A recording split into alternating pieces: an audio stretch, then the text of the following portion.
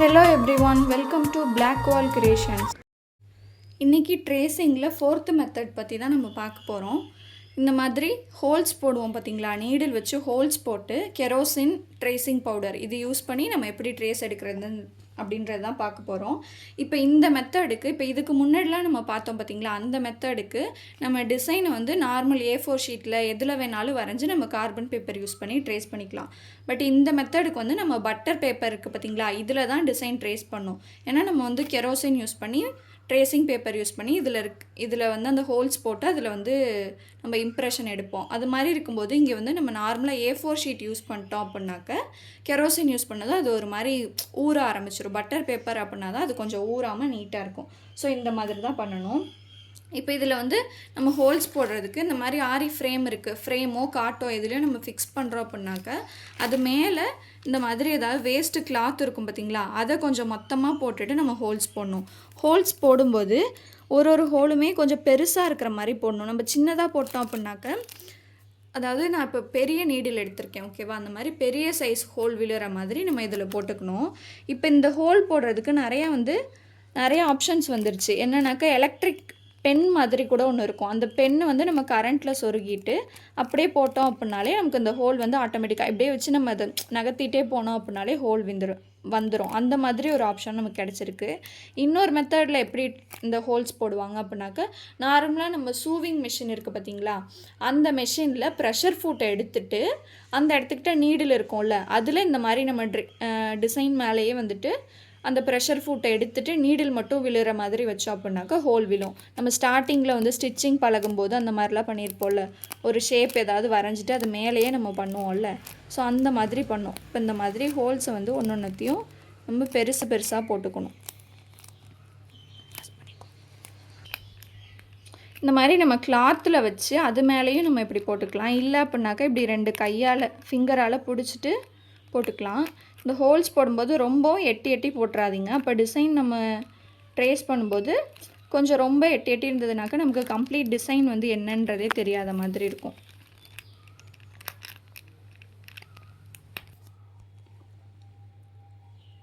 So இந்த மாதிரி ஃபுல்லாகவே நம்ம ஹோல்ஸ் போட்டோம். பின்னாடி பக்கம் பாருங்கள், இந்த மாதிரி ஃபுல்லாகவே போட்டிருக்கோம். நெருக்கமாக போட்டிருக்கோம். கொஞ்சம் ஹோல்ஸ் வந்து பெருசாக இருக்கிற மாதிரி போட்டுக்கணும்.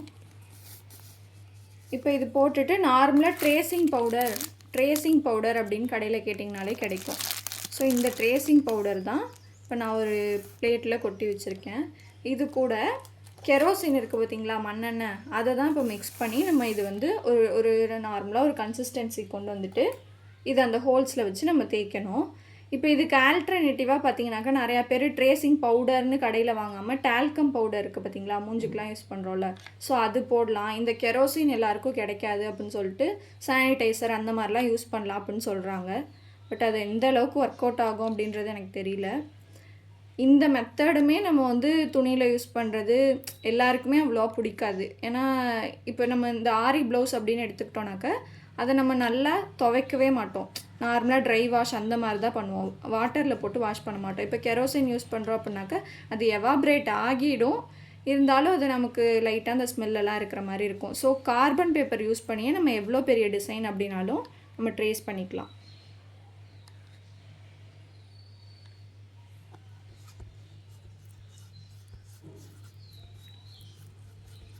இன்னும் கொஞ்சம் தண்ணியாக இருக்கிற மாதிரி கன்சிஸ்டன்சி இருக்கணும், ரொம்ப ட்ரையாக இருக்கிற மாதிரி இருக்கக்கூடாது.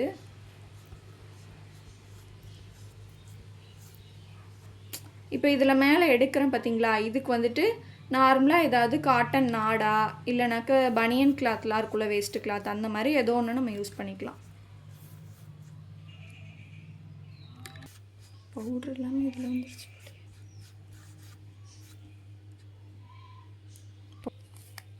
இப்போ இங்கே இருக்குல்ல, இந்த மாதிரி ஒரு கன்சிஸ்டன்சியில் இருந்தாலே போதும். இப்போ நம்ம டிசைனை வச்சுட்டு, டிசைன் மூவ் ஆகக்கூடாது. இதுக்குமே நம்ம வந்து பின் பண்ணுறது அப்படின்னாலும் பெல் பின் பண்ணிக்கலாம் ஓரத்தில்.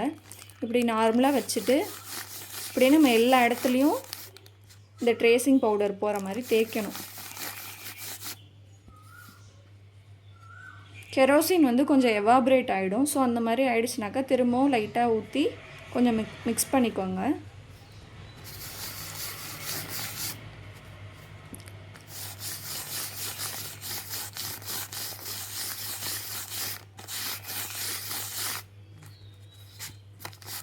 இந்த ஹோல்ஸ் வழியாக ட்ரேசிங் பவுடர் தான் அடியில் போகணும். ஸோ இந்த மாதிரி எல்லா இடத்துலையும் நல்லா பண்ணிவிட்டு இந்த பேப்பரை எடுத்துடணும்.